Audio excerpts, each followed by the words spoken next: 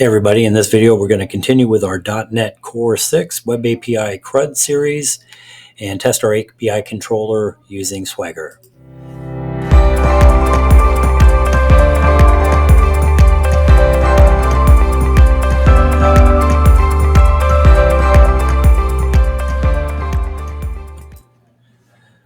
Okay, so if you missed the last video in the series, this is where we created our API. So if you haven't had a chance to check that out, go back and look at that first.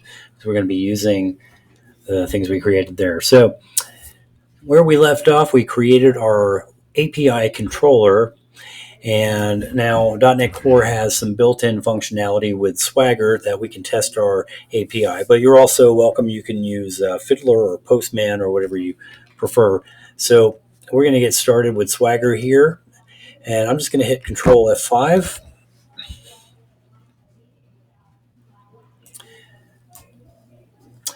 And so that's going to open up a list of our controllers here in our Swagger UI page. So we'll go to our contacts, and the first thing I need to do is click on the Get button at the top. This is going to get a list of contacts. And if we go back to Visual Studio, we'll see that that's going to correspond to this HTTP GET method right here, get contacts. And let me just go ahead and execute that. And there's our list of contacts right there. So the next one is post, which is we're going to create a new contact, add. This is the create the C part of CRUD.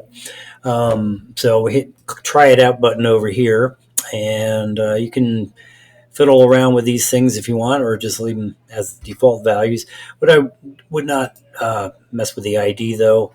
If your database is set up like mine is with auto increment for the primary key, which is my contact ID. So anyway, I'm just going to hit execute, and there we go. So we have a brand new contact. It's ID 1005. If we go into our database now, and I already have these ordered backwards, so I'm going to find that contact listed right there. So our next method will be get. So why don't we go ahead and just get the one that we just created. So I'm going to enter the 1005 here in the ID field, and there we go. Next is put. So we're going to update our new record. So for here, you have to enter the ID not only in the text box here, but you also need to enter it in our JSON request body. So 1005, and then give it something that some changes that you want to make. Maybe I'll type my name in there. String at ASDF.com, and I don't know, phone number. Okay, hit execute.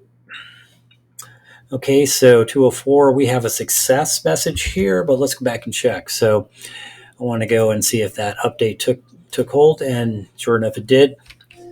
So the last method that we have to test in here is our delete, and might as well just delete the one that we just added. So 1005, execute. Yeah, it looks like we have success, but we won't really know until we go back in here. And now, oops, hit the wrong button. So now that record is gone.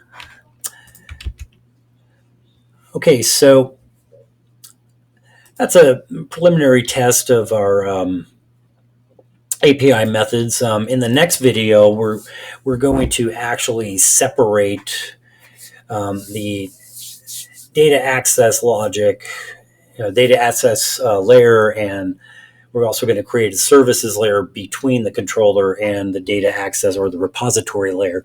We're going to do that in the next video. But a couple of things I did mention in the previous video. One was that it would create, when we scaffold our contacts, it created this models folder, and it created our DB context, our test DB context right here. So this is where all of our entities get created. So you see we have a DB set for contacts and customers. If you remember, I think it was Bracelam Entity Framework Core Pluralizer.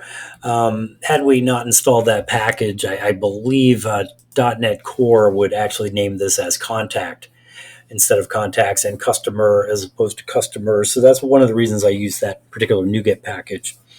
Another thing we can do now, we talked about this hard-coded connection string here. So the way to get rid of that is we have to install a couple of actually 3 NuGet packages that we need. So let's go back to NuGet Package Manager, right click and go to Manage NuGet Packages and browse and just type configuration. I already have these things typed out. So we're looking for Microsoft extensions.configuration. So we're going to go ahead and install that.